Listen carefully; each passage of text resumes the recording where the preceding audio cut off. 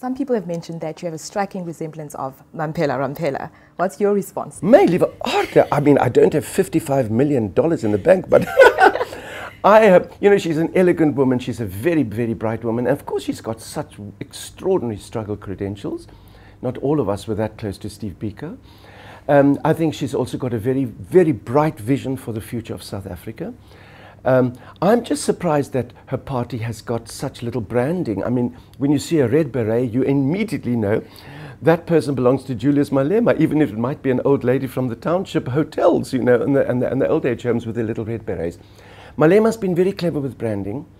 And of course, Agang still needs to focus on something that the moment you see it, you know what it stands for. At the moment you see $50 million, you think that's Agang. That's not exactly what it means.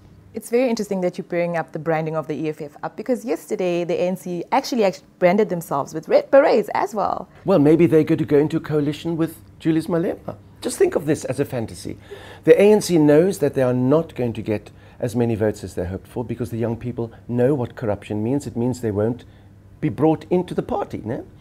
So probably the ANC said to Julius Malema, when he was still at the ANC Youth League causing all that trouble and talking a lot of sense to everybody's horror, they said, Julius, we're going to kick you out. Now you go over there, we're going to give you some cabbages to grow, then we'll take them away. Now don't attack us and we won't attack you. You can attack Jacob Zuma because he's a civil servant, he can come and go. Then in the election, when we only get 49% and you in your EFF get about 12, 15%, we go into coalition. You, Julius, will be the president of South Africa. Julius Malema, president. Jacob Zuma can retire with full amnesty and float around his fire reservoir. And of course, Cyril Ramaphosa can become prime minister and we can have a 2/3 majority and change the constitution. I don't want that to happen. You don't want that to happen? Register and vote. Listen to your instinct. You are a South African with freedom of choice. Choose.